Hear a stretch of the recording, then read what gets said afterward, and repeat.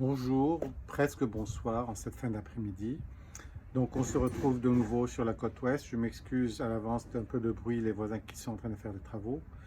Et ce soir, on va déguster une autre bouteille de Bourgogne. Cette fois-ci, c'est un Volnay de Nicolas Rossignol, un Volnay premier cru, chevré, du millésime 2010. Donc on est là dans quelque chose qui est quand même plus d'âge, plus de bouteilles, disons. Et donc j'espère que ça va donner une sensation un peu différente de ce qu'on a bu avant.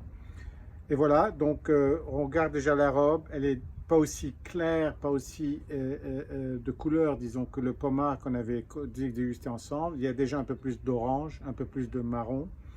C'est assez limpide, mais c'est un vin qui n'est pas collé, qui n'est pas filtré, donc plutôt naturel. Donc vous allez avoir un peu ça. Le domaine de Rossignol pratique ce qu'on appelle la lutte raisonnée, je crois, entre les vignes et les hommes, disons. Donc il y a un peu d'équilibre de la nature et on laisse un peu faire les choses. Bon, c'est un domaine très connu, surtout en Volnay, Pommard, dans beaucoup de climats, plusieurs terroirs. Les chevrets, c'est un peu en dessous des caillérets, dans une espèce de dépression dans la colline. Donc il y a un sol un peu plus profond.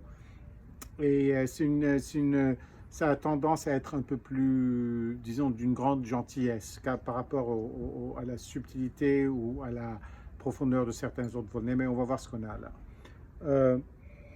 C'est encore quand même assez fermé, mais on détecte tout de suite un peu de cerise, du gras, quand même pas mal de gras, ce qui est intéressant pour un Bourgogne de cet âge, je trouve, et aussi un peu de mine de crayon, disons, qui vraiment qu'on saisit très vite au nez.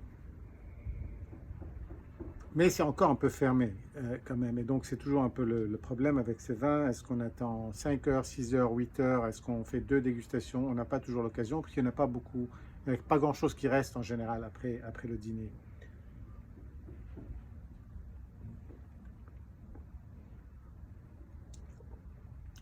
En bouche, très bonne acidité quand même. Donc j'espère que ça va bien aller avec le coq au vin à dîner. Et il n'y a pas une grande longueur en bouche, je ne sais pas si ça va se développer, mais il y a une acidité un tout petit peu poivrée. On commence à sentir aussi la cerise, comme je l'ai dit. C'est un peu le fruit qu'on sent le plus. C'est pas ouvert, mais c'est en train d'évoluer quand même assez vite. On commence à sentir un peu la pelure d'orange et ce genre d'agrumes qu'on retient dans certains Volnay et aussi, mais dans le tout, disons, c'est quand même un Volnay, donc ce n'est pas très costaud, c'est plutôt dans le subtil et il faut travailler pour sentir toutes les différences.